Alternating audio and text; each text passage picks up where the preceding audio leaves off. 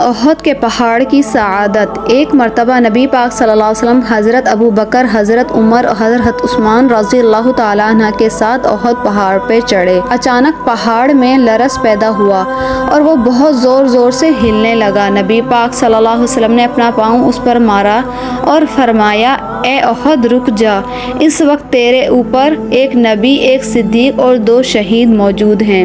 صدیق سے مراد حضرت ابو بکر صدیق رضی اللہ تعالیٰ عنہ اور 2 شہید سے مراد حضرت عمر اور حضرت عثمان رضی اللہ تعالیٰ عنہ ہیں۔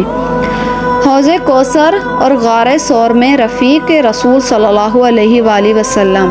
حضرت ابو بکر دنیا میں حضور صلی اللہ علیہ وسلم کے سفر و خضر، اثر و یسر و جنگ و امن کے ساتھ ہمیشہ رفیق ہی رہے ہیں۔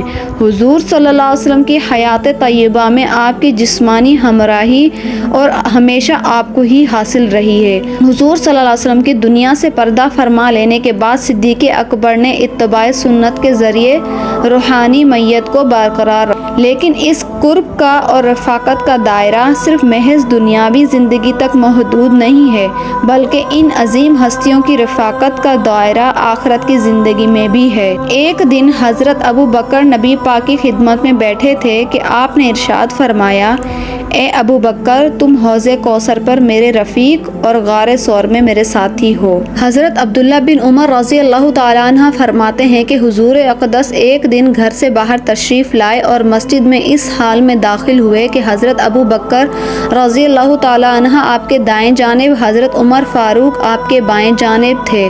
حضور صلی اللہ علیہ وآلہ وسلم نے اپنا دستہ مبارک ان حضرات کے ہاتھوں میں دیا ہوا تھا۔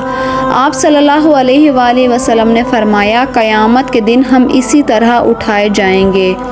حضرت عمر بن خطاب رضی اللہ تعالیٰ عنہ فرماتے ہیں کہ ایک موقع پر حضور صلی اللہ علیہ وسلم نے ہمیں صدقہ کرنے کا حکم دیا۔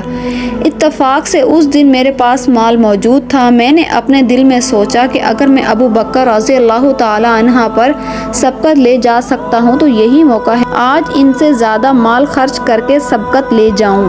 چنانچہ میں نے اپنا سامان لا کر حضور صلی اللہ علیہ وسلم کی خدمت میں پیش کر دیا۔ آپ صلی اللہ علیہ وسلم نے فرمایا، اے عمر، گھر والوں کے لیے کیا چھوڑا ہے؟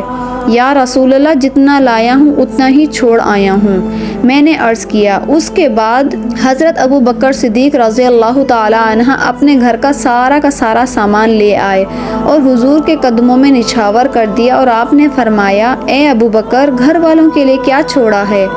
عرض کیا، یا رسول اللہ، میں ان کے لیے اللہ اور اس کے رسول کی رضا چھوڑ کر آیا ہوں۔